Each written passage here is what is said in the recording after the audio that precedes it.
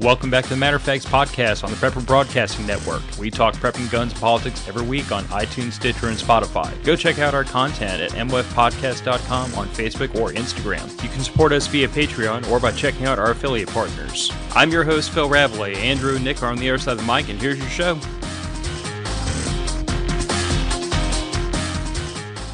Welcome back to the Matter of Facts podcast. I am once again coming to you to announce that Andrew is not with us. He has joined the Botswanan Defense Force, a country so tiny and obscure I didn't think it had a defense force.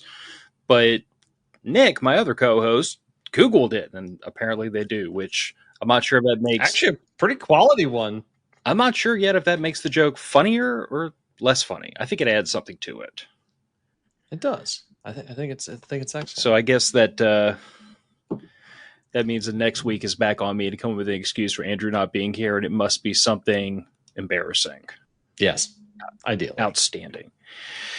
Raggle Fraggle is in the chat. Apparently, he's been there since 5 p.m. So let's do these things for him. Let's do these things out of order, and then we'll get back to the admin work. So if you're listening or watching this streaming live, there's an explanation for what's going on. So I have had a change in my work schedule that is going to make our usual 5 p.m. Central Time recording time almost impossible to reliably hit.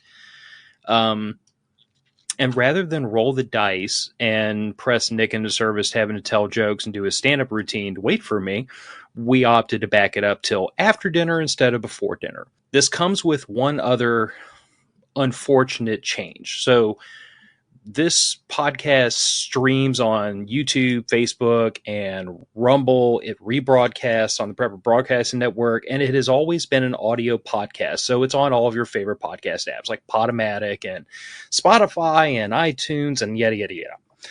We've been releasing consistently on Friday morning forever, like literally for like almost 9 years now.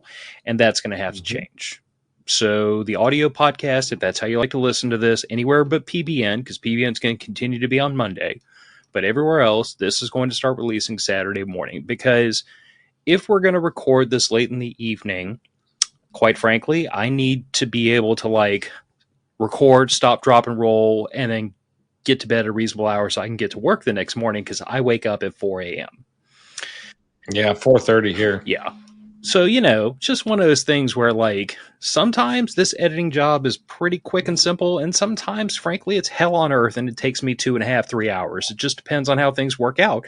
And in the interest of not making it hell on earth at midnight, I'm going to make this a Friday afternoon job where I edit this and get it posted for Saturday morning. So for the patrons, y'all gave me your approval, and I thank you for that. And this is my moment to plug the patrons. All of you sociopaths chip in a couple of bucks a month, and it helps defray the cost so that I don't have to make this a line item in the Rabalais family budget, and I'm very appreciative of that. And because of that, I asked the patrons who were all in the Signal chat together, do y'all care? And they said no. Yep. And so everybody that's not a patron, they pay the bills. They get the last word. Sorry, that's just the way it works. Well, I think we get the last word. They get a vote. Yeah. Let me do the admin work, and then we'll loop back around to that. Go for it. So I've already said thank you to the patrons. There's links to merch down in the show description. If you want to support the show, get a shirt or a koozie, you should check that out. And Cypress Survivalist is still the thing that we're doing down here in Southeast Louisiana to promote the preparedness culture. We have some things that are in the works. I've got a board meeting tomorrow that we're going to hopefully hammer down a list of action items, and then I'll be able to bring some cool stuff out in the near future about that. But going back to this idea that we have the last word, y'all have to understand that my perspective on this podcast for years has always been I do it because the audience shows up. Yeah. If the audience stops showing up, it's not fun anymore, and I don't want to do this anymore.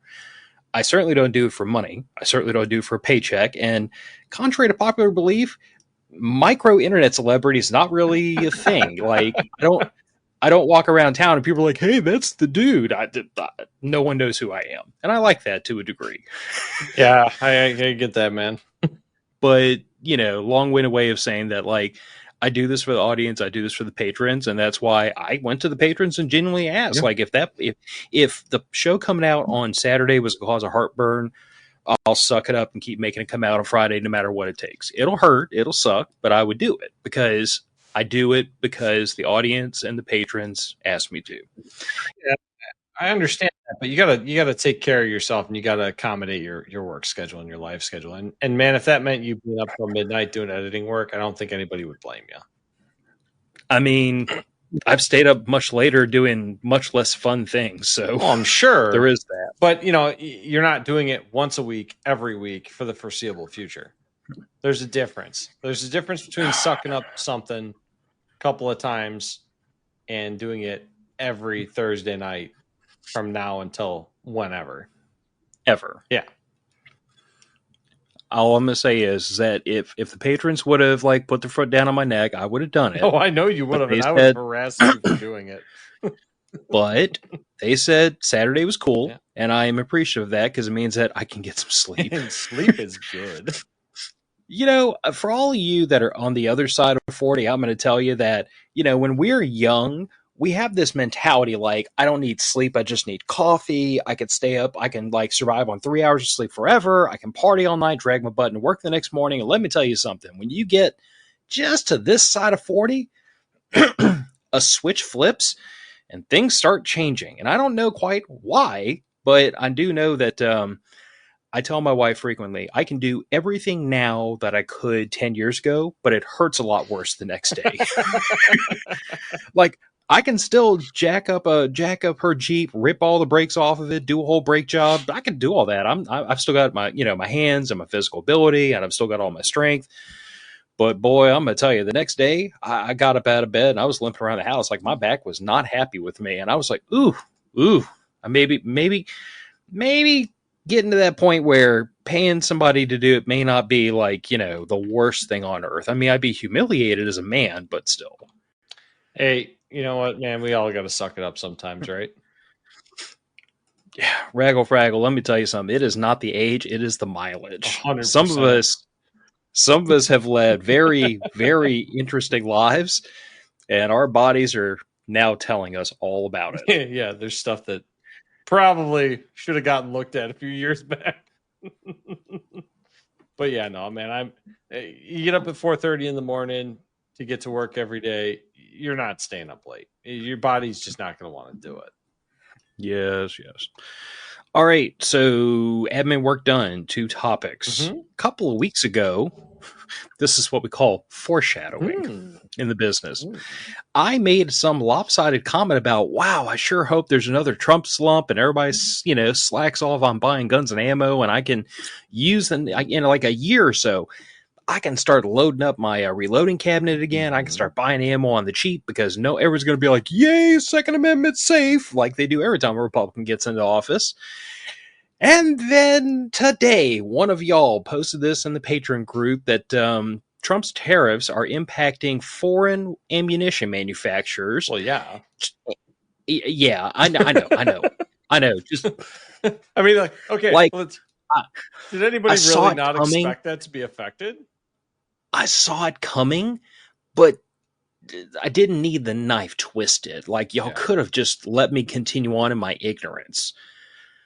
But like, this is a phenomenal example of why I have said consistently year after year after year after year, no matter who is going to win the election, all of y'all out there ought to be stacking ammo, because every time we get to like to within this much of that November, ammunition prices start going up for reasons. Everybody gets a little nervous, and all of a sudden things start getting scarce on the shelves. And then depending on which way the election goes, sometimes everybody's like, and then ammunition floods back in the shelves and gets cheap, or it goes, and freaks out, and ammunition doubles in price for the next couple of years.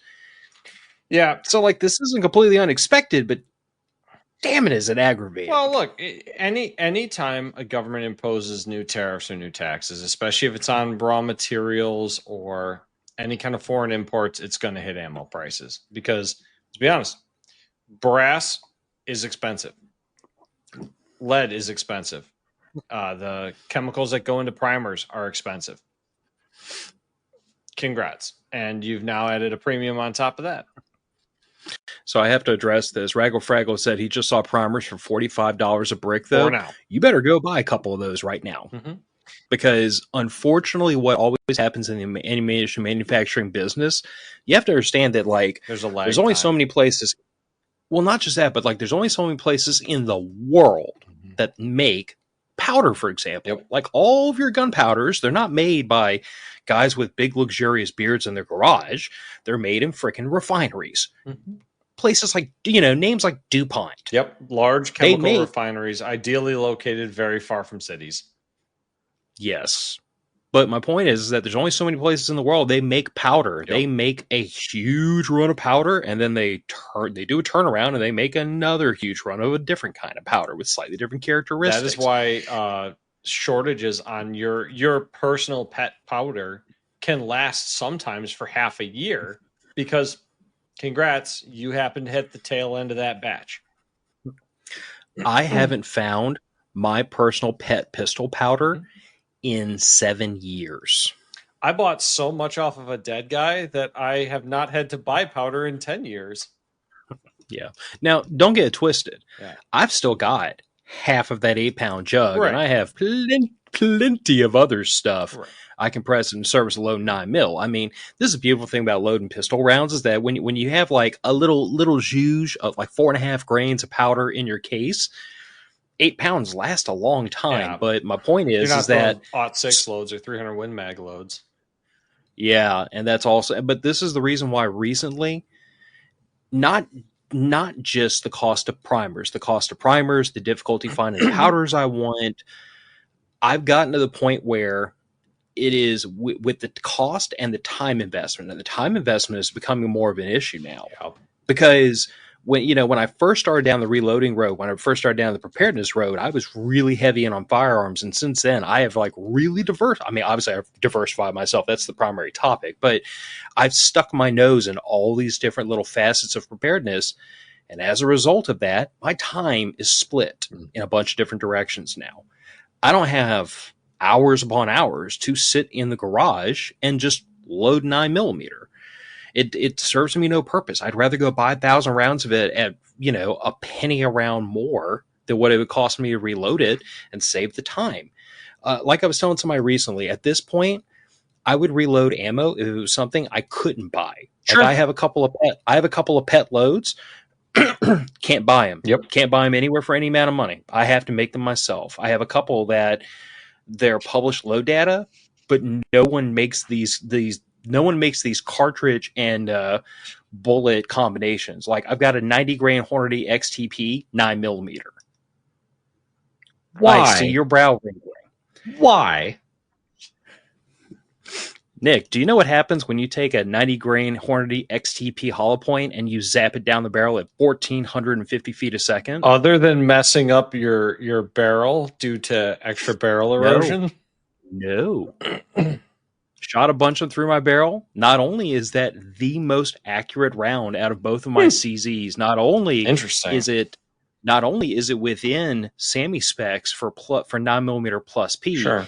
It is one of the most accurate loads out of a variety of 9mm pistols I've shot. Huh.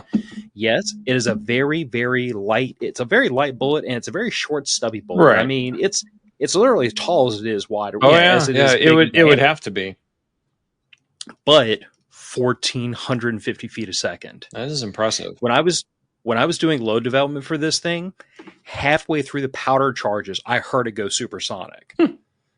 And I kept pushing and pushing and pushing and pushing. Well. And normally, and you might have had different experience than I have, but my experience with load development is usually that when you get as you go up in the in your charge weight, you normally hit a point where like your accuracy, your group shrinks. You reach your most accurate point, and then to push past that, it starts widening out again, right? It depends on the cartridge and the weapons platform. On rifles, I have noticed that a little bit. Once you get too fast with a rifle bullet for your twist rate, it becomes a problem. Not so much an issue with handgun rounds, though, right? I've never really pushed super high velocities with my handguns. Most of the Okay. time, I go with heavier projectiles rather than lighter. So what I will tell you is that this round, the groups got tighter and tighter and tighter and tighter all the way to a max charge. Interesting. And then the max charge was 1,440 some feet per second over the chronograph. It's a weird round. It's a 380 ACP bullet. That's what I was thinking it would be. But I found low data for it in 9mm, Well, and sure, I love that. It fits down the barrel if it fits, it ships. But yeah, but here's the thing: I can't buy it anywhere. Nobody makes it. Well, of course they don't. So it's a 380 ACP round. I mean, in reality, it is. And for the same reason, nobody makes the 308, the match grade 308 round that I have. That's tuned exactly to my barrel. That will group in. That'll make 4 rounds touch at 100 yards. Yeah, it's my .6 nobody and my 300 Win Mag. Yeah. So at this stage, I'm in the mode of if I can't buy it off the store shelves, I will make it. Sure. But if I can buy it off the store shelves, like if I just want 1,000 rounds of 5.56 go plinking with, I have to start asking myself. I have to start doing a cost benefit analysis about. Well, 5.56 was always a hard one to even break even on reloading, just due to the amount of powder that you end up going through, and the projectiles aren't the cheapest. I mean, they're not expensive, but unless you're buying them like 10,000 at a time, you're really not getting any kind of bulk discount. Yeah, and at that point, to make the financial numbers on something like bulk 5.56 work, you have to either not count your time as having any value, which for most of it does, or you have to go get a progressive press. And the minute you get that, you're talking about tripling the cost of your reloading press. Plus, you're talking about going through hundreds or thousands of dollars in components. And I just don't have that volume of cash to stuff into that anymore. Yeah. So I've gotten to the point where I'm going to start being very picky about what I reload. But long story made short, there will be no Trump slump, at least not for the time being. Not for the ammo market, anyway. No, not for the ammo market. And guns, we'll see. If ammo gets too expensive, guns might get cheaper. Hard to say. Hard to say, but we ain't going to see a Trump slump like I was hoping for. No, not at least not in the ammo market, I don't think. Although, this is a wonderful time to point out that with the exception of a few people that I know, like the guys from Phoenix Ammunition, there are precious few companies here in the United States that load our ammo locally. And I don't believe there are any places here in the U.S. that manufacture our own powder or primers. Powder, so yes. Powder, yes. Where? Wasn't Hodge? Oh, shoot. I can't remember how to pronounce it. I know for a fact Hodgkin was getting a lot of their powder manufactured in Australia. Were they? At some point, I thought a few years ago one of their plants caught fire in New Mexico. Okay. I'd have to do some looking into. I know at one point, a lot of their powder was coming from overseas. Well, maybe I'm wrong. It's been a long time since I've looked into it. Now, primers, I'm pretty sure we don't have a local source of those because I remember some scuttlebutt from the reloading community a couple of years ago where Italy, we apparently get a lot of them from. Yeah, apparently a group of people were like pooling money and getting loans, trying to see if they could get the EPA to allow them to make a primer manufacturer plant here in the U.S. because we didn't have one anywhere in the country for whatever reason. Yeah. Why would we need to make critical wartime materials here in our own country? That's some weird stuff. Yeah, we'll see. But does anyone make powder in South America? Let me look. Okay, you look, I'll start talking. So, the banner, the topic for the show. Phil learned a new trick. So let's start off with a bit of conversation before I start to screen share and like do a show and tell with y'all. I've done a couple episodes about my radio nerd journey, and radios are cool and fun. And everything I'm going to talk about today about software-defined radio or SDR is not meant to be a replacement for radios, because I think whatever radio service you like, you really should have at least a radio in that radio service. But I started dipping my toe into SDR mostly because when I did the communications class for Cypress Survivalist, I I talked about the radio services, some about the equipment. I talked a lot about comm security and signals intelligence. And over the course of doing that class, I realized that there were things I wanted to integrate into the class that I hadn't originally. So that was a chance for me to go back and do some more research and bring some new tricks to the table so that the next time I teach that class, it's got a little bit more meat to it. And y'all get to be my test dummy. So thanks. Hey man, that's what So we're here for. So what SDR is, for those that don't know, is software-defined radio. The idea is that if you have a radio, it has a transceiver in it, and it tunes according to the hardware. Mhm. Software-defined radio means that you have software, a computer program that is doing your tuning, that is modulating your bandwidth, that is doing all of your decoding and all your modulating. It's all dealt with in software. Now, what this does is it makes, first of all, it makes SDR a fairly cheap thing to get into. All you need is like one of these little USB dongles, which you can get on Amazon for like $30, or you could spend like 10 or $12 more and you get this and some antennas and some other things that are fairly useful and are worth the money. And one SDR will get you into this weird little world of like abandonware and pet projects and radio nerd nonsense they put on GitHub. It's you have to be prepared. So to get into software defined radio, you have to be prepared to like indulge yourself in a bit of a science project, because there is no like Microsoft SDR suite. It's a lot of these little programs that are just scattered on the internet that somebody cooked up and then put out there for the community. And they've had varying degrees of work done on them. You're going to have to do some fooling around with them to figure out how to make them work and how to make them behave themselves on your equipment. I've got an old Windows 10 loaded laptop. Doesn't take a really serious bit of hardware to run them, and this thing runs it just fine. But I will say that in between, like finding the right DLL files, some of which I had to go find on the internet in random places, getting the proper drivers loaded, there was a learning curve with this. If I remember right, you started playing with it about a week and a half, 2 weeks ago? About that. Yeah, you got all the hardware in, and then you started dinking around with the software. Yeah, and by the time I'd gotten to just before last episode, I had a couple. I think I had 2 out of these 3 programs running. Okay. One was still fighting me, and it was still fighting me until Friday afternoon. I finally got the thing to like behave itself. That's a story all to itself. If I remember right, that was a driver issue, wasn't it? Kinda. So I had. Let's remind me later to address that when we get to RTL 1090 and the ADSB programs, because that was the one that was the most fun to get running. But in any case, so let's do this and start the show and tell. Let's do that. Me and Nick will go away for the moment. That'll work.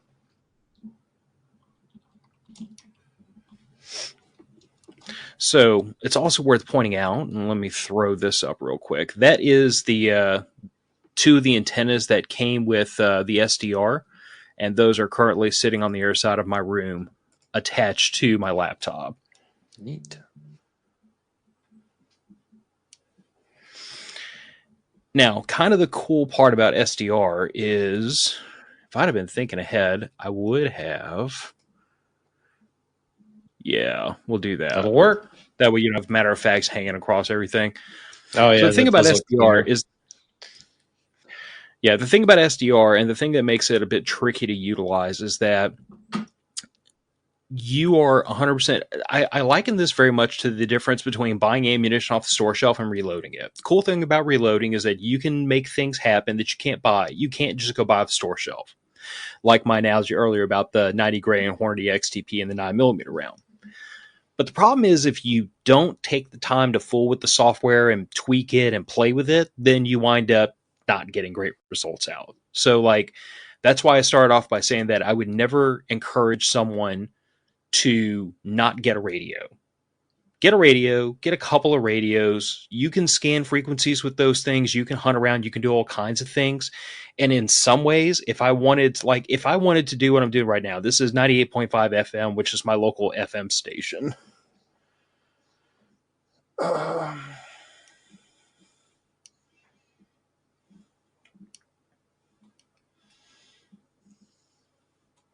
Bear with me. I'm just looking for a stronger one.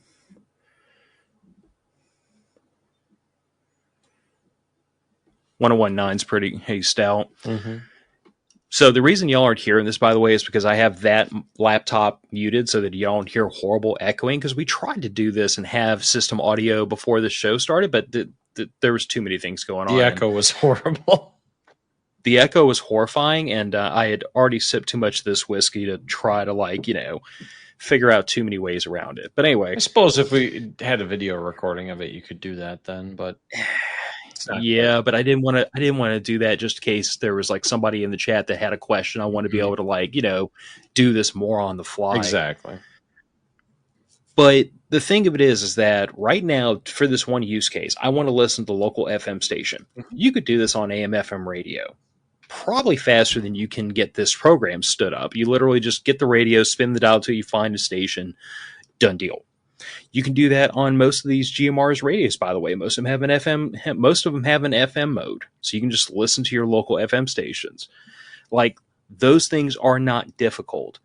What SDR does, what intrigued me, was the ability to do things you can't do with a standard radio.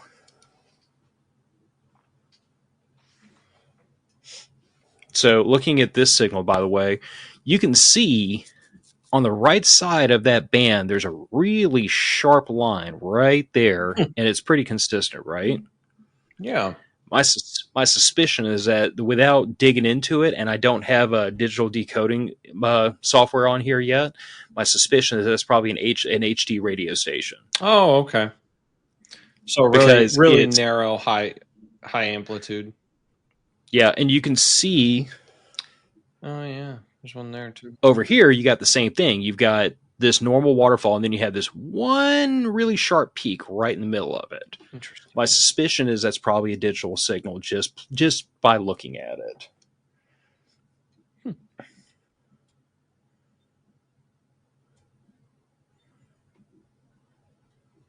Okay, so you can do a little bit of signals analysis without even listening to it then.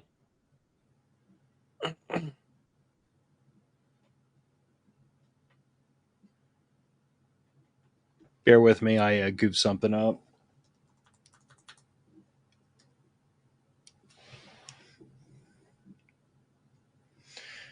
Yep, same thing here. You've got a little bit of a sideband there and another one over here on this side on either side of 105.3, which is one of our local FM stations. That's also the rebroadcast for 870 AM.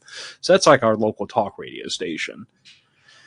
But the thing of it is that if you look down in these waterfalls, there's obviously something on either side of that center frequency. And whatever it is, it's not FM modulation. It's a weird, just by looking at the waterfall, you can tell that there's something there. And this is one of those things that SDR allows you to do, is that it puts a face on what you're hearing.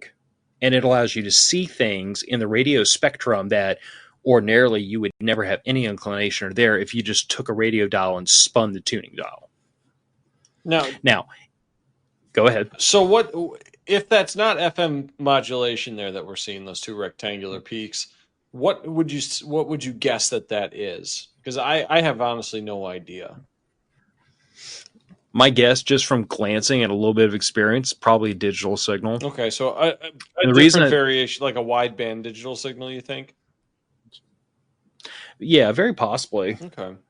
But the only reason I say that is because you can just take one look at this and the way it's moving around and everything, and that is very obviously an analog signal. Yeah. But then on either side of it, those are not analog signals just by looking at the waterfall. Yeah, it definitely doesn't look analog, but I was just curious. Yeah. Like I said, I don't have digital decoding software on here yet. It's one of my action items to play with as I dig further into this, and that's kind of that's going to be a theme here, is that of the things I've already learned how to do with SDR, there are other things that I'm poking my nose further into, which some of it's like hobbyist stuff, and some of it might genuinely be useful. But at the end of the day, to me, the real takeaway from this very first program, which by the way, this is SDR Sharp, and this is just your basic garden variety software-defined radio package. It allows you to look at the entire radio frequency bandwidth, all the way, I think, up to like 1.7 gigahertz or something crazy like that, all the way down in HF. Interesting. So with this, you can do things like listen to local AM, FM stations. You can check in on your local airport if you switch thing to AM and you start to listen to airband.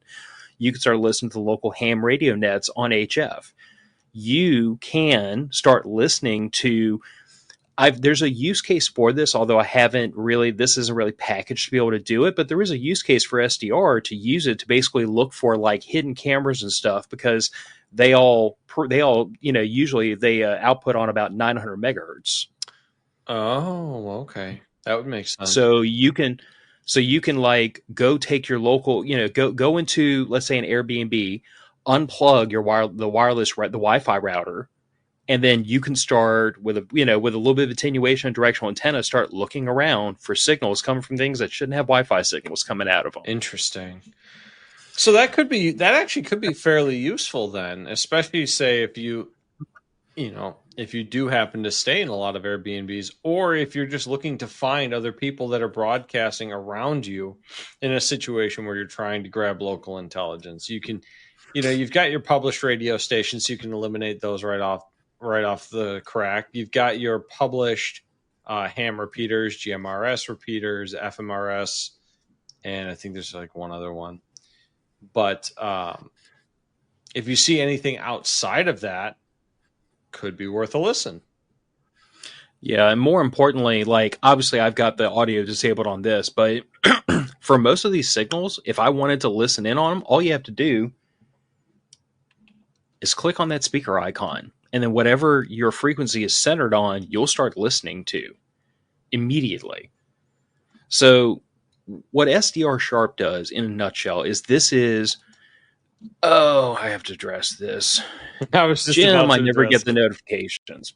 All right, so yeah, I mean that's YouTube shenanigans, but we did move the recording time for the streams from now on from 5 p.m. Central back to 7:30 Central on Thursdays, and that'll be a thing from now on. Yeah, it's just going to be at 7:30, just so that we can give time for everybody to get home from work, have a bite to eat. It makes everybody's life a little easier. Yeah. Most importantly, it gives me time to actually get home from my new work schedule. That's true. Otherwise, he would have to be broadcasting from the road in his car. Not a good idea. But yeah, like I was saying, so that's kind of SDR Sharp in a nutshell. From the car a ticketable offense? I know being on your cell phone is, but is being on I don't a want to laptop? find out. I don't want to find out. Interesting. I don't want to find out. I should consult. You can try it in Illinois and let me know. I'll consult my attorney instead. It'll be way quicker. Everything is illegal in Illinois if it's even remotely fun. You know this. That's not entirely inaccurate. All right. So like I said, that's SDR Sharp in a nutshell. SDR Sharp will let you creep in on all of your local radio frequencies, and not just FM, AM, wideband, narrowband, single sideband. There's one other, but it'll let you hunt through the radio bands and look for things so that you can listen to them. And as long as you have the appropriate software, like I said, I don't have digital decoding software yet. It's on the list, but if I did, then those couple of sidebands that we were seeing on either side of the FM stations that I'm pretty sure are HD radio signals, we could have poked our head in and listened to them. Or really any digital signal. Interesting. So what SDR Sharp does is it gives you kind of a base layer. It is, in many ways, it is a hobbyist. I just want to play around with this new thing and see what I can see kind of thing. But I do feel like it has the capability to offer you information, and information's always useful if you find a way to use it. Yeah, even just knowing there's a signal out there, even if you can't listen to it yet, to look for it in the future to listen to it. Yep. Remember me telling you about Radio Nerd Abandonware? Command line. Yeah. Love it. Oh yeah, this definitely looks like one dude did it in his basement. Almost certainly, but give me a moment while I make sure I've got this spun up. So this is a program called SDR Trunk, which years and years ago you could give me a second. I can't multitask that well, apparently. That's all right. PCG was saying that there's a wiki that helps you identify radio signals, examples of sounds, waterfall images. He's going to send the link over, so that would be fantastic. Cool. Thanks for looking out, Mem. Oh, and for anybody who happens to run across this, PCG, Partisan Comms Group, the Comms Syndicate, if you're into radio nerd stuff, those are my radio nerds. They are going to cost me a significant amount of money. I mean, they might cost you a lot in ham gear. I'm trying to cost you a lot in night vision. So, somewhere between the two of us will bounce stuff around. Yeah. But I'm just saying, if I have radio questions, those are the boys I go to because they put me to shame by far. They absolutely have a phenomenal knowledge base. Yeah. But, so this is a program called SDR Trunk. And yes, Nick, it was probably made by one person in their basement. This is not Microsoft levels of polish. No, but I have found... But it looks very functional. Yeah. So let's start with the explanation of what this is while the audience goes, ooh, ah. So a long, long time ago, Barney Fife and his buddies would talk on an analog radio, pretty much like the rest of us still do. Like you would call dispatch and they would have a radio and they talk to you on your radio on one frequency and everything was nice and simple to listen in on. And then insert rambling about police state and weaponization of the police and, police budgets expanding gratuitously and the number of cops growing infinitesimally. Anyway, back to the topic.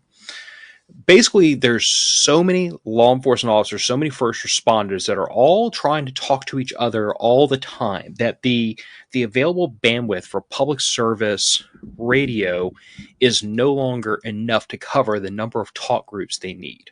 Hasn't been for a long time. Fair so enough. The way to think about this is, if, let's say, Nick, you and I want to talk to each other, and my wife and I want to talk to each other, but I don't want the three of us on one channel because I don't want to discuss certain things with you that I would discuss with my wife, so on and so forth. I don't want her knowing about the money I'm going to spend on gun stuff, and I don't want you knowing about what she's going to wear to bed. Fair enough. Those kinds of things. So I would have two talk groups. And in the old days, the analog days, that would mean two different radio frequencies. Right. I'd get on channel 1 to talk to you, channel 2 to talk to her. But now I would need a channel for you, a channel for her, a channel for my daughter, a channel for your wife, a channel for all, one channel each for like 15 other people. And we just ran out of channels. So this is where trunked radio systems come in. This is what this thing is you're looking at over here. That makes sense. The way a trunked radio system works is that there is one, in reality, there's a couple, there's like one primary and multiple alternate control channels. And that channel sends out a digital signal to every radio that is on that trunked radio system. And it says, Phil, Nick, y'all are in talk group A. Switch to channel 1 to talk to each other. Okay. And then we talk, and then when we're done, it releases that channel back into the queue.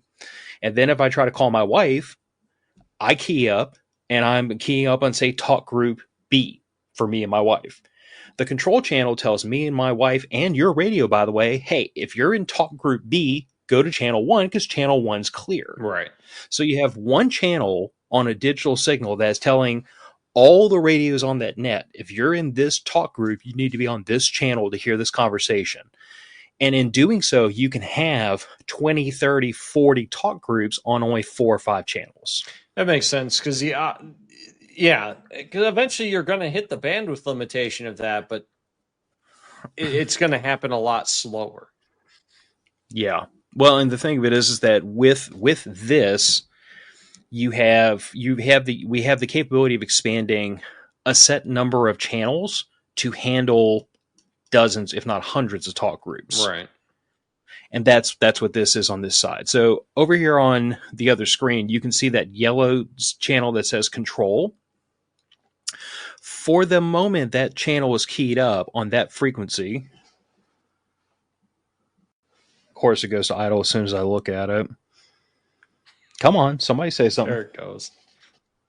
717, 16, 875, I think it was. Yep. So that's your primary control channel. And it is and as the rest of those signals come in and say call, that is somebody who's trying to call their talk group. So the control channel tells everybody on that talk group, switch to this channel, and then the conversation happens. If during the time that is happening, another talk group comes in, then the control channel will say, okay, y'all are having this conversation on channel 1. Channel 2 goes to this talk group. And it just cycles through them. So this is frequency hopping, but not in the way the military does it. The military does frequency hopping to make it difficult to hear the conversation because they jump a channel every so many tenths of a second, right? Yeah, up or down. Yeah, this is frequency hopping to expand a set number of channels to handle multiple other purposes. So if you had, let's say, if you had a digital radio and you just put it on one of these frequencies and just sat there and listened, you would eventually hear a conversation. Sure, yeah. You just wouldn't necessarily hear, You're not going to hear every conversation happening in that net. Yeah. Now, here's the frustrating part. You're probably seeing a pink label pop up every now and then that says encrypted. Yeah. So, in addition to trunked radio systems, a lot of law enforcement agencies have started encrypting their transmissions. And unfortunately, my local law enforcement community has encrypted their transmissions. So even with SDR trunk, I can't hear what they're saying. I can't listen to dispatch. I can't listen to the local sheriff's department. Oddly enough, the state police are not encrypted. Don't ask me why. That's a little confusing to me. But it's probably a budgetary thing with how large of an outfit they are. Because it requires all new radios, I do believe, to go to encrypted radio traffic. I believe so.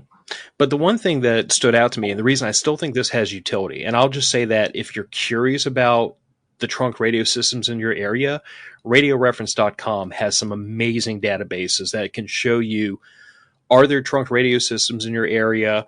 What talk groups are and are not encrypted? So you can figure out, is the juice worth the squeeze? If memory serves me, if you look through the talk groups, there's a field and it'll say D if it's a digital signal and DE if it's digital encrypted. Oh, okay. If it's encrypted, not only can you not listen to it, but it's illegal to try to. So, just color inside the lines or don't tell me about it.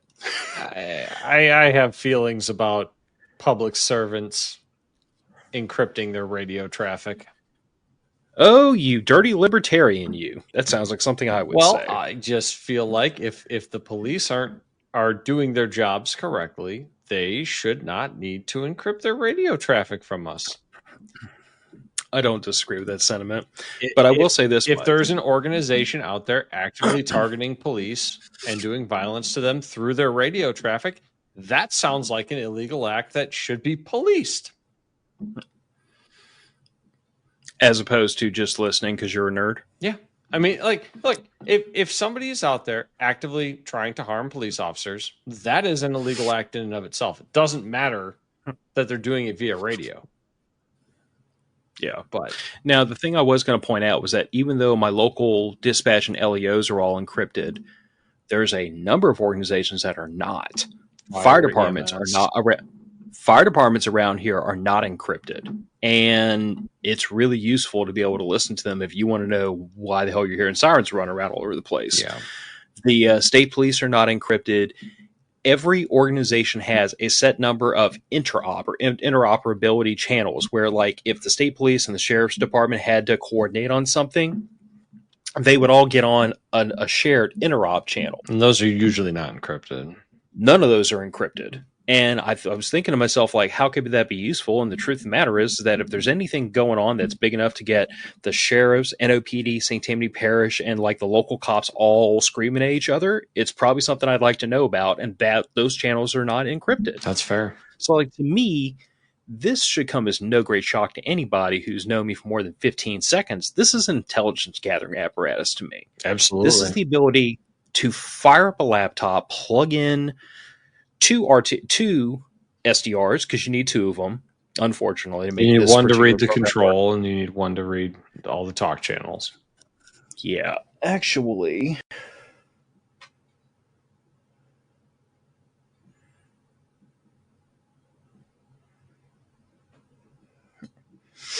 Yep, if you sit there and look at that screen right there, it's telling you what the two SDRs are doing right now. Interesting. As it's flipping back and forth. And I was under the mistaken impression that like one SDR was just a control channel and one SDR was just the talk channel. But looking at this for a while, it switches back and forth. It's interesting. It's running them back. It's running the two of them in parallel. Which doesn't matter to anybody who's not a massive nerd. But the point remains is that you have to have two, right? Which means you also need two antennas, but you need all that so that you can listen to the control channel and the talk channels. And in practice, when you're listening to this, you'll have a couple of minutes of just dead air where nobody's talking. And the next thing you know, it just starts firing. Interesting.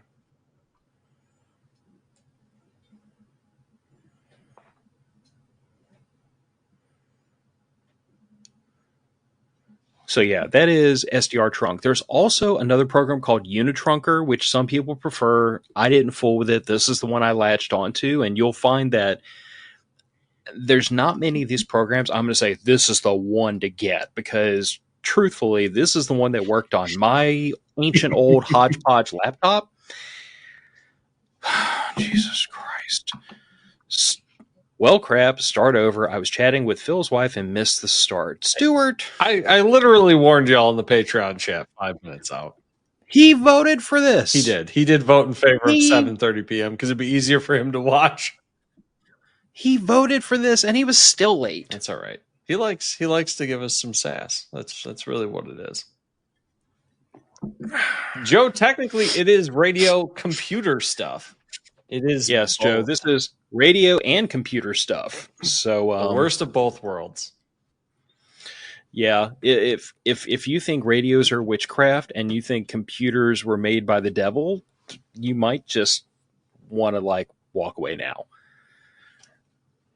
But on the other hand, I think it's pretty cool, and y'all know how I am about like signals intelligence. Like every opportunity to learn stuff around.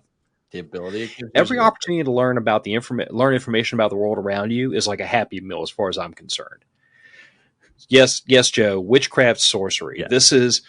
This is like teaching a druid necromancy. Yes, if you like that analogy. Okay, so last but not least, now this bears a conversation. Go for it.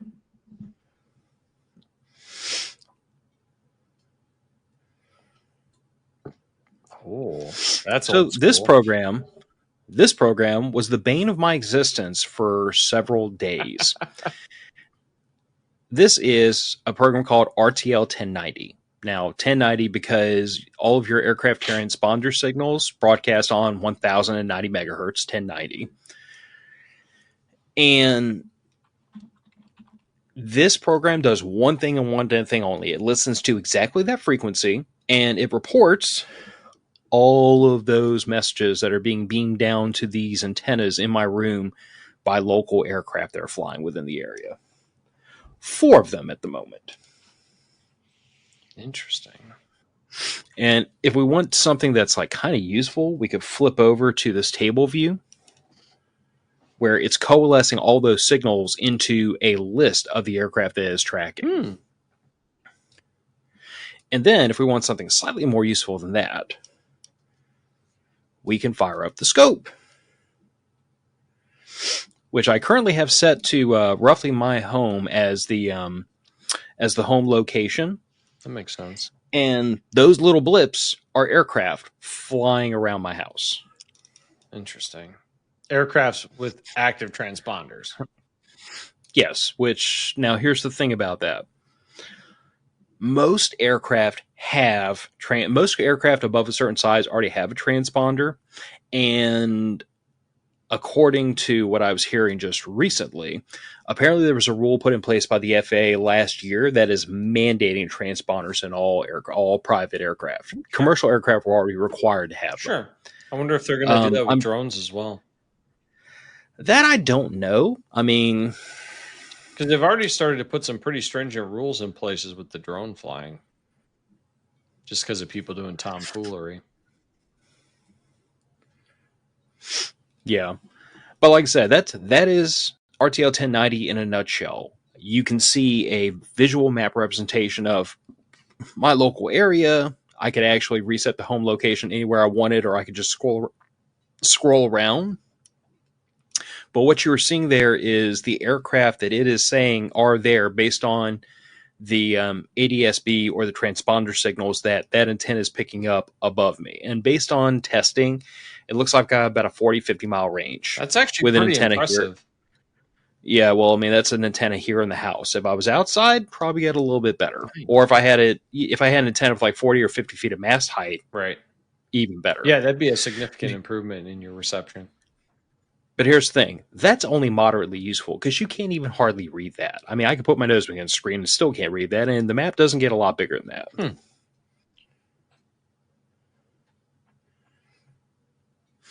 Until you fire up this other program called Virtual Radar Server. Oh, so you have to run one to run the other? Yeah, so RTL 1090 actually snatches all those messages. All Virtual Radar Server does. So somebody made a better overlay for 1090. Actually, it made a better overlay for this and for another program called Dump 1090, which does roughly the same thing, but Bob's your uncle. Oh, look at that. That's very useful. And now I can click on that and tell you that is a 737 operated by Southwest Airlines. I can even tell you that. Interesting. Apparently, it took off from Louis Armstrong and it's heading to Nashville.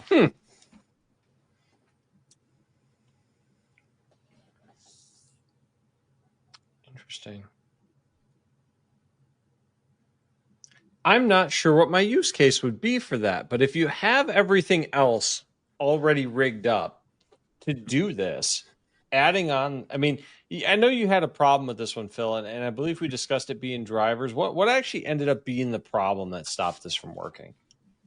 Okay, so the problem, the issue, the difficulty was, remember how I started off by saying that most of these programs were built by radio nerds as passion projects, so they're not really like Microsoft levels of perfection and polish?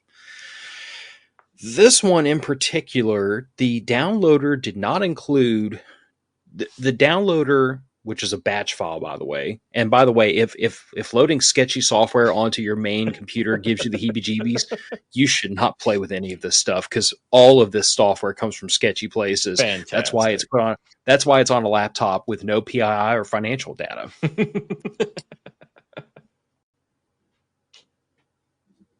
You just had a plane appear out of nowhere. Actually, so what happened was, you see where that bird is relative to my location, that blue dot right there?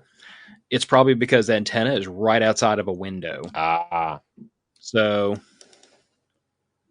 but it's only flying at 14,000 feet too. So anyway, but, so what happened was the downloader for this was a batch file, and that batch file apparently goes to different places on the internet to download different driver packages, DLL files.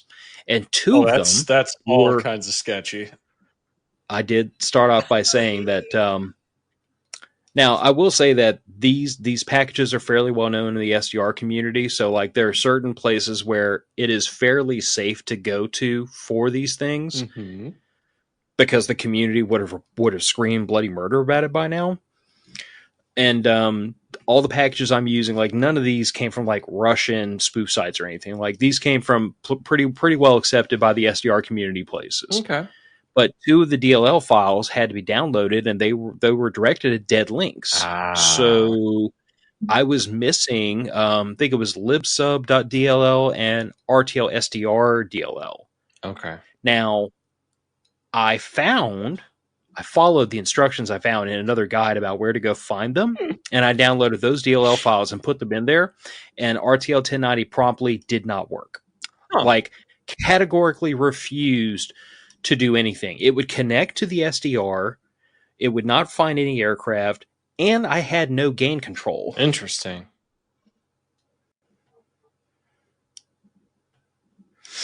So you can see here, like, there's my gain, right? Right. And here's a little slider with a gain. And tuner AGC and RTL AGC, that's the automatic gain control. Right. Well, those were both, you could turn those on or off, but you couldn't turn the gain up. So what was happening was something in the DLL files was screwed up. And as a result, the gain for the SDR was set at 0 and could not be raised. That's not helpful. And even when you set it to automatic gain control, the gain would not raise. I literally brought this setup outside to Lakefront to the New Orleans Lakefront on the Mandeville side. Right. I had an aircraft flying over my head, and this thing couldn't pick it up. Well, I mean, if the gain is set to 0, then you read nothing. Yeah. So in the course of trying to troubleshoot that, and this is a cautionary tale for all of you that want to play with this stuff, I had 2 different SDRs, tried them both, that didn't work. I had 5 different antennas, including this one that I purchased that is tuned for 1090 megahertz, and by the way, works very well. It's just a little bitty thing, screws right on the end of the SDR. I'm currently using the little dipole that came with it, and I've tested this and that back to back, and they literally track the exact same number of aircraft at the same time. Nice. Like, this might work well, and this is certainly convenient to just be able to like screw into an SDR, plug it in the side of a laptop when I'm sitting outside and not have like, a cable and an antenna and stuff to set up. But this was not any better than that dipole with the dipole's length set to what it needed to be. But anyway, it occurred to me in testing 2 different SDRs, all the different antennas. I tested RTL 1090 and Dump 1090, so 2 different programs. Kept having the same problem. And then it occurred to me, the drivers. That's the one thing that was common in all these, because what I did in an effort to like stupid proof my installs was that when I installed SDR Sharp, it is installed into its own directory with its own DLL files, with its own driver packages. And then when I did SDR Trunk, I did that in another drive with another set of drivers, with another, like, I copied all the drivers and everything that worked from SDR Sharp because it worked. And I made another directory, put all that stuff over there for SDR Trunk, and I loaded that. But I had these 2 things completely compartmentalized so that one wouldn't screw up the other. And I did the same thing for RTL 1090, except when I did RTL 1090, I didn't copy those 2 DLL files from the other programs that I knew they were working for, because like a smart guy, I followed the instructions and got them from some weird place on the internet. So when I grabbed those 2 DLL files from the SDR Sharp folder, because that one was working, and I dropped them into RTL 1090 and hit the start button, it ran perfectly, tracked 5 aircraft. Interesting. I wonder if you just got a bad file or a corrupted file for those 2 DLLs. That's kind of my suspicion. One or both of them was corrupted. The best I can tell you is that, like, learn from my stupid mistake. And I don't think there's anything necessarily wrong with having like compartmentalizing these install packages in different drives and doing a copy paste of those DLL files. That way each one has their own, they're all running independently of each other, they can't fool with each other. But I would say that once you have a program, like once you have SDR Sharp and it's running and it's behaving itself well with your SDR, if ever you install another another program and it needs those DLL files, copy paste it from SDR Sharp. Okay, that makes sense. You know those are working. You know they're playing well with your SDR equipment. Don't do what I did and have to learn the hard way, because that was like several days of why isn't this stupid thing working? And unfortunately, those files are kind of a black box unless you really understand the coding. Which I don't. Right. I am not a computer coder. I am, like, you have to bear in mind that like a lot of my skill set, which is I guess part personality and part like, work, is I'm very good at poking and prodding the black box until it does what I want it to do. Sure. You know, like I do a lot of application testing for work, and I'm not a developer, which sometimes is a help because I don't understand what's behind the curtain. I don't know what Oz looks like. Well, but I know that if I push ideal this for somebody who's doing testing, because if you have somebody that understands how it works, they can guess their way through it easier. And for me, what I do is I know that if I push this button, this happens. And if I pull this lever, this happens. And if I turn this dial, this happens. And through enough cataloging of the inputs, outputs, I figure out how the black box works, Sure. even though I don't understand how it works. Yeah, you may not understand how to make understand it the work. gears inside the box, but you understand how to get what you need out of it. Precisely. Yeah. So this is kind of like the last thing that I fool with was RTL 1090 and virtual radar server. You know, it's been pointed out, a couple of you have pointed out to me, like, hey, I've got FlightAware or AirNav. They do the exact same thing. And I'm like, kinda. So understand that when you go to FlightAware, either on the website or on your app or whatever, you are looking at this. You're looking at a networked group of these little ADSB receivers all around the country, and what FlightAware does is aggregate all the data.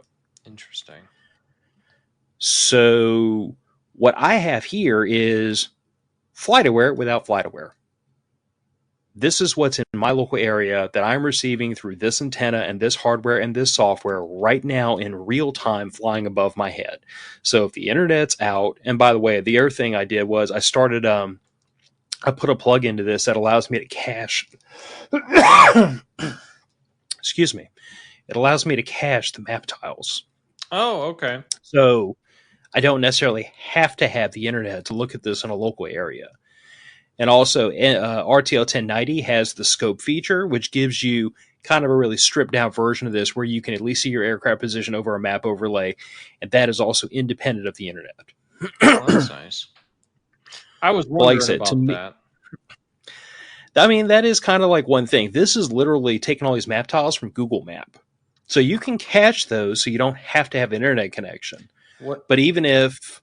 Go ahead. What is the file size to cache your local area? Is it negligible like on a modern hard drive?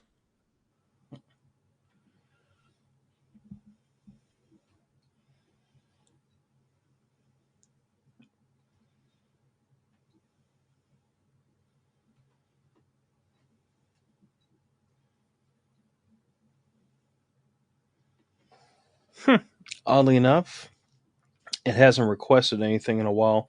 I would have to go back and take a look. Yeah, no worries. I was just curious. I'm guessing it's probably fairly small because it looks like a lo-fi map. A lo-fi map. I can tell you honestly, bud, this is not a really high performance laptop.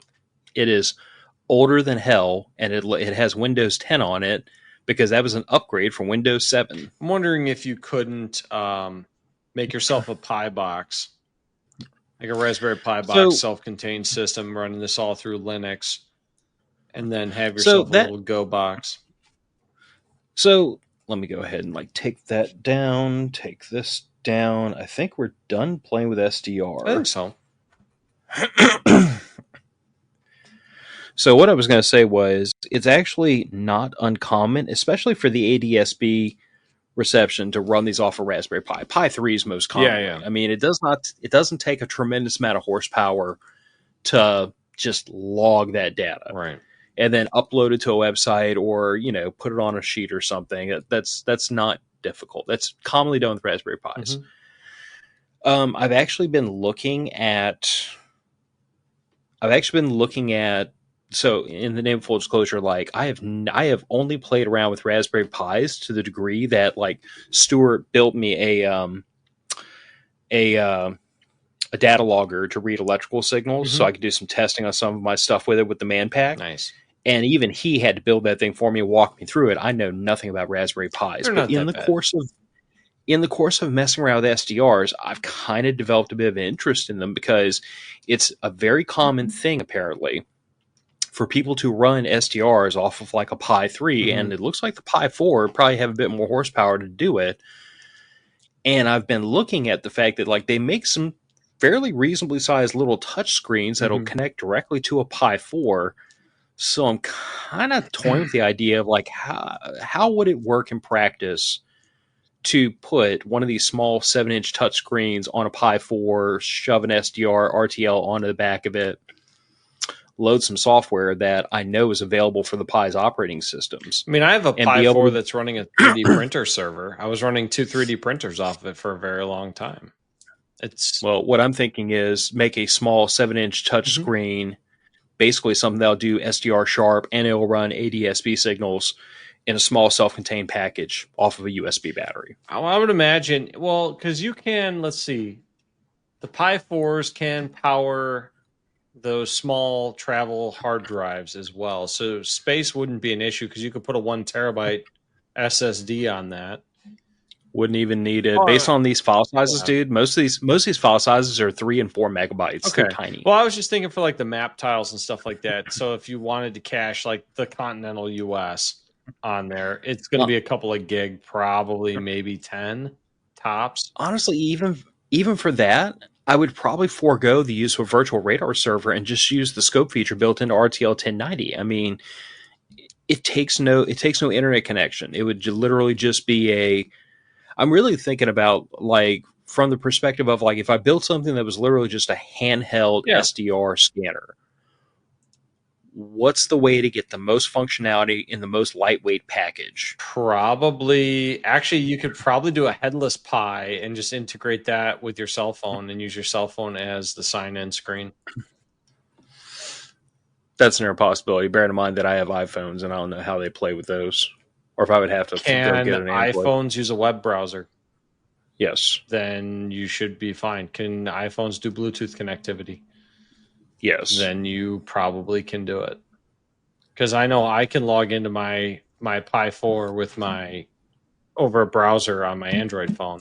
And it's any browser you can log into it. Granted, you have to be on the same Wi-Fi, but if you have a Wi-Fi enabled Raspberry Pi, you should be able to, or a Bluetooth enabled Raspberry Pi, you should be able to connect to that. It'd probably be just a matter of software at that point. But I mean, I suppose the only downside to those 7-inch touchscreens is they're fairly power hungry for what they are. So if you're doing like a man-pack style system, you're just going to have to take into account the greater power draw of that touchscreen. Yeah, and again, it's something that I've only begun to look at. The big thing I'm looking at right now before I start messing around with a Raspberry Pi is what can I do to push what I already have here. Mm-hmm. So I think the next thing to tuck my head into is going to be some of the digital decoding software that's out there, so that some of those digital signals that I'm seeing in the SDR Sharp program, I'll actually be able to listen to them and figure out what in the world they are. In that bandwidth in the FM band, they're almost certainly, HD radio signals, just judging by where they are. HD radio signals. I'm wondering if those side bands aren't band name, song name signals tagging along with the FM, because I know at one point my local radio station started doing that, and you could see on your car's display what song it was. Yeah. Although it is worth pointing out that, so one of the things I'm looking at doing is actually pulling down digitized images from the NOAA weather satellites. Mm-hmm. That's one of the things on my to-do list. Sure. It's a reach item from where I'm at now. And in the course of learning about that, looking at the waterfall and everything, those NOAA satellites are broadcasting an audible carrier tone with digital data overlaid on it. So when you lock onto it, you can hear an audible repeating carrier tone. Interesting. And then there's the digital data being vocalized in addition to that. And when you've run that through the appropriate program, it can decode that and turn it into an image. Interesting. So what you're saying is that digital signal that we were seeing in the waterfall might be like channel information. Yeah. It could be both. It could be, yeah. It could very easily be. I mean, if it's digital, it could be digital music and the station information, or it could even be the song and artist information for all I know. Yeah, that's fair. I mean, I don't know. The NOAA satellite picture information would be phenomenal for weather, for especially during hurricane season for you guys, live weather updates when the power's out. So yes and no. There's some limitations with that. The NOAA satellites, what I can do with the equipment I have is I can download the APT images that are being beamed down on, roughly speaking, I think they're in the VHF band. Okay. If memory serves me correctly. 140 megahertz, give or take, 146, 147, somewhere in there. Those NOAA satellites are NOAA 15, 18, and 19. Each one of them operates on a slightly different frequency, but I can literally catch those with these rabbit ears with the ear set to 120 degrees to the right length, so it's resonant. Right. And with the software I already have, I'm really just waiting a couple of days for the next satellite pass, because that's the thing, is that these are low Earth satellites. Low Earth orbit satellites, so I have to wait until the next pass comes pretty close to over my head before I can give it a whirl and see if I can catch it. How often do they come through? It'll come through twice a day for several days, and then the path will drift further away from me. So I would get a couple bites at it every month. Okay. Well, that could still be useful. It could be, but what I was going to say was that the APT signal is kind of low resolution. I mean, APT, and forgive me for not remembering an hour and 10 minutes into the show, I probably should have looked it up and had it written down someplace. But this is an amateur operation.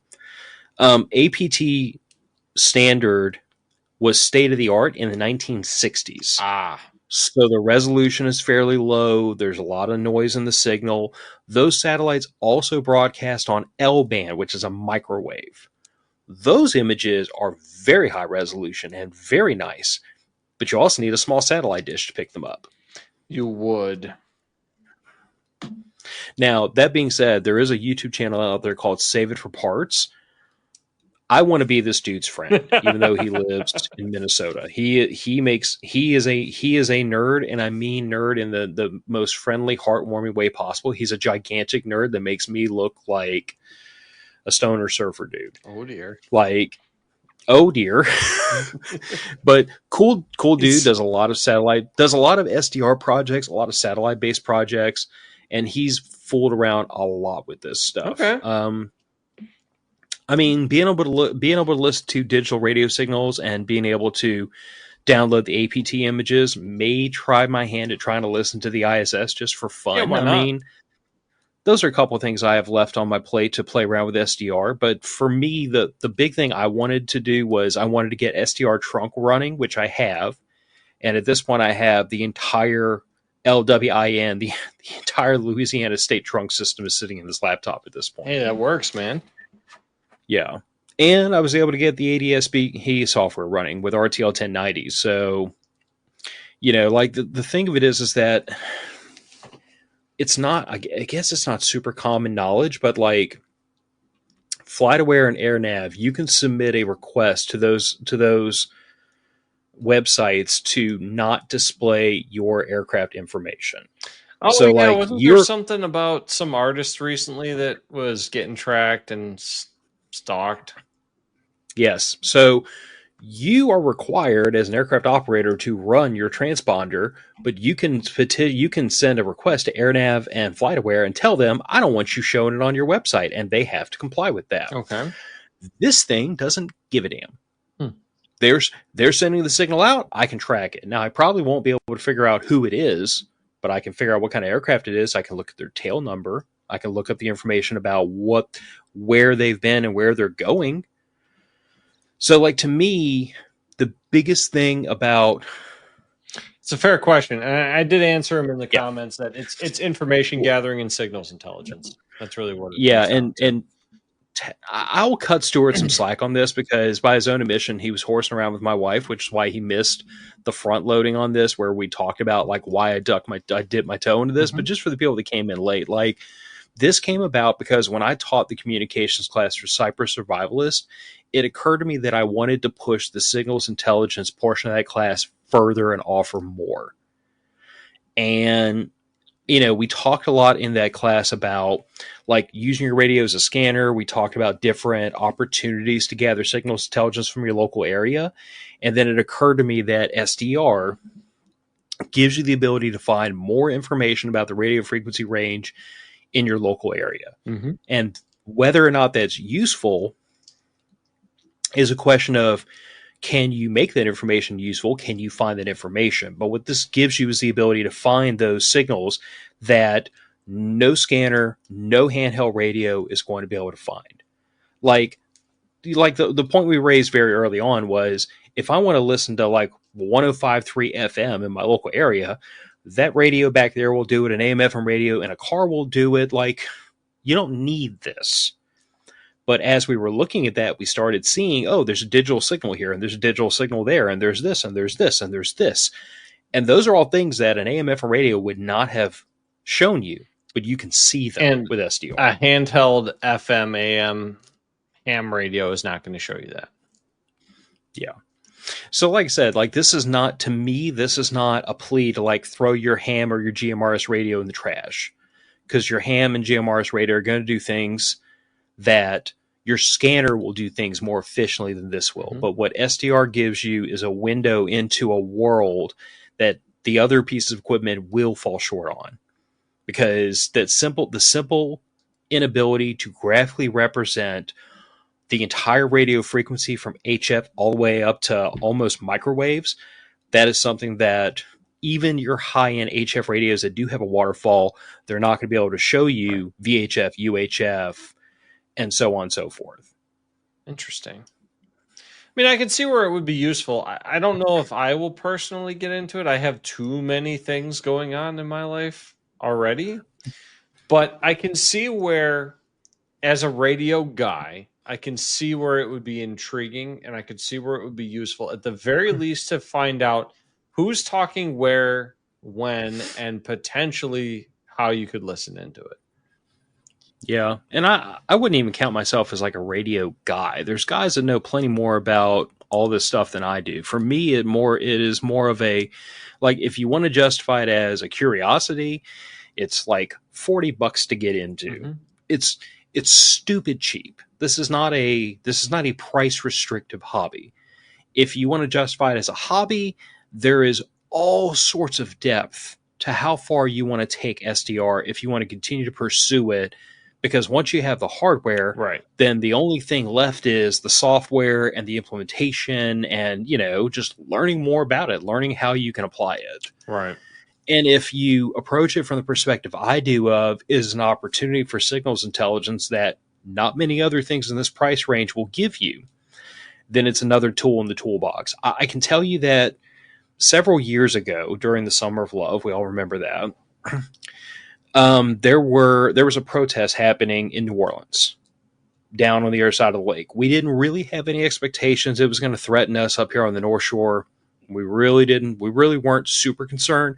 But I did have a little bit of a concern, because if that protest had come up the bridge and jumped into our part of town, we're only 1.5 miles from the north end of the bridge. Okay. So it would have been really nice to be able to listen to the local first responders, the local fire department, the local interop channels, the local state police, and just have that extra intelligence gathering apparatus there to tell me, is there something about to happen that we should know about before it comes to my doorstep? Is there a situation evolving? Yeah. I mean, ultimately, like, that is always my thing is, I want to know about problems when they're way out on the other side of the horizon.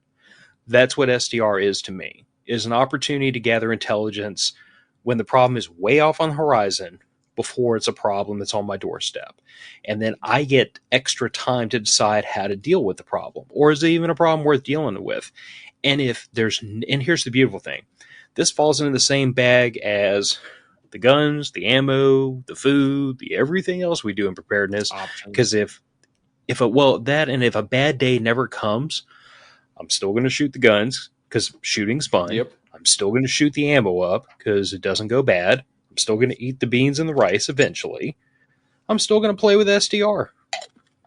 True. We waste plenty of money on things that don't have the capabilities this could potentially give you. Okay, Stuart, because I love and respect you as a mentor, I'll go through this. Some yes, some no. So yes, if you're curious if the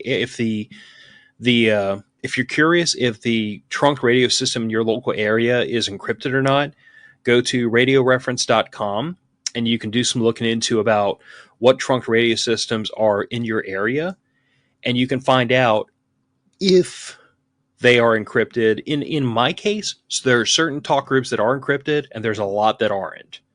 So like, even though the one I would have loved to have listened to would have been like St. Tammany Parish Sheriff Dispatch, because that's my area. That I would have loved to have known who was getting the popo called on them. Put it that way. That channel is locked down. Can't listen to it. But what I can listen to is a lot of the fire and EMS channels. I can listen to all the interop channels. I can listen to the state police. Come to find out, there are apparently interop channels specifically for the Army National Guard and the Air National Guard, if they have to coordinate with local law enforcement. So like I was telling Nick at the beginning of the show, to me, those interop channels being unencrypted means that if we have a serious situation happening and we do have all these agencies talking back and forth on those interop channels, it'll all be wide open and I'll be able to listen to all of it. At the very least, you'll be able to gather the information they're sharing, if nothing else, which is fantastic because that's probably the most important information. Yeah, it's one of those situations where like it's slightly disappointing that I won't be able to creep in on all these encrypted, talk channels during normal times. But it does tell me that the channels that are unencrypted are the ones most likely to be used if all hell is breaking loose. True. So it's kind of like, as a hobbyist, oh damn, that sucks. But then as the tinfoil hat wearing prepper guy, the fact that the channels that are unencrypted are the ones I really want to listen to when they're talking on them, that's kind of a happy meal. So anyway, that's SDR. It's a collision of like nerdery, of radio sorcery and computer nerdery. It is a miasma of abandonware, pet projects dreamt up in somebody's basement, sketchy websites, GitHub. It's a thing. I will make a point when I post this to the when I post this on the audio podcast, I will make a point of like including the link to it. I will just say that if you are curious about it, the best place I will send you to start would be RTL SDR. It's a blog. It has links to the particular hardware that I purchased. It has links to a lot of the other things I fooled around with, like SDR Trunk and RTL 1090. Like, there's a ton of information there, and it's a good place to start. Nice. It's a good place to get a good base layer of information about what are the capabilities of SDR. And all I can say is that I wouldn't encourage you to go to any of these websites with the computer that has all your passwords saved on it, because some of them are a little bit sketchy. And you probably want to load it on a laptop that you wouldn't mind baptizing if suddenly it starts speaking Chinese. But so far, it's proven to be a really interesting bit of nerdery for me to get into. And like, I see it as an opportunity from where I'm at now, I see an intelligence gathering apparatus to go and like download the APT images from NOAA and listen to the ISS. That's just a nerd. Yeah, that's just gravy on top. I'm a nerd, and why wouldn't I? Well, it helps you learn your tools. Yes. I will say that part of what I personally have had to get in here, and it's something I didn't show, is that on the desktop of that laptop is two cheat sheets. One of them has the NOAA frequencies, or not the NOAA frequencies, but the NOAA satellite frequencies, because each satellite's on a different frequency. And the other one is the approximate antenna lengths I have to dial that dipole or that monopole into for different frequency ranges, because the dipole has like extendable leads, and the monopole was obviously telescoping. So like, depending on what you're trying to listen to, you got to go over there and fool around with things. Oh, absolutely. You got to have the right antenna length and the right frequency. What I did for tonight was I set it to about 700 megahertz, so it would work the best for SDR Trunk. And I just had to leave it because it's like all the way across the room. I had to leave it there for RTL 1090, and I knew it'd be pretty close, which worked out. Turns out it wasn't bad. No, it seemed very usable, at least for the local area. I mean, I was able to, like I was telling Nick before the show started, I was tracking 10 or 12 aircraft yesterday afternoon. Nice. Yeah. So, before we wrap it up, any questions, any burning desires, lingering wonderings? I think that it's definitely something that I probably will not use. But I don't blame you. I can see where it could be very useful. I would just have to have more time in the day to dedicate to learning it. I mean, shelve all your 40K stuff for a couple of days. You find the time. Hey, I'm currently not working on any 40K stuff. I'm working on a steady rest for that lathe right now. What? Yeah, I'm working on a steady rest for that lathe so that I can thread a barrel for a friend of mine. So we'll get to that. That seems like a worthwhile cause. Yeah. All right. Well, I don't want to belabor the show too much. We're like an hour and 25 minutes and to listen to me talk about the nerdiest BS. Oh, it's definitely interesting, though. It looks really cool. It looks like it'd be a lot of fun to play with, but dude, I have so many things going on. Yeah, it's one of those things where I encourage anyone that's remotely interested to just try it out. I mean, except for $45 off of Amazon, you get one of these things sent to me with the antennas. And then you just have to squint your eyes shut and turn your head to the side while you push the enter key and hope you're not downloading every computer virus known to man onto your laptop. But mine's still working and hasn't let the magic smoke out, so it must be okay. That's fair. As long as you keep either that or the laptop is so ancient the computer viruses don't know what to do in there. They're like, why are there cobwebs? Or the viruses are so ancient the operating system that they were written for no longer exists. I mean, one of these install packages had an option for Windows XP. So that actually is a legitimate possibility. Yeah. Yeah. It's an interesting word. Well, we'll go ahead and roll this out. I will just say that if anybody out there in listener land, if y'all decide to stick your toe into this and you get stuck, just, reach out through the podcast, through Instagram. You can go to our contact sheet on mofpodcast.com and in the subject line, Phil, please help. And I'll point you in the right direction as best I can. I'm not a genius at this. I just figured it out the hard way through multiple repetitions and beating my face against a wall. So I might be able to help you figure it out too, but just, patience and whiskey, and perseverance. I like it. Mostly whiskey, a little bit of perseverance, a lot of perseverance, a little bit of patience. There you go. All right. Well, Matter of Fact's podcast going out the door until next week. Thanks again to the patrons for giving us the green light to back up the recording time and the release date for the audio podcast. You are going to allow this man to get into bed at a half decent hour. Yep. And I will get this edited and chopped up, and it'll go out Saturday morning. And if you're listening to this anywhere except the audio podcast, it'll start coming out Saturday morning. If you're listening to this on the audio podcast, wondering why it's a day late, that's why. Blame my work, not me. Talk to y'all later, guys. Bye. Good night.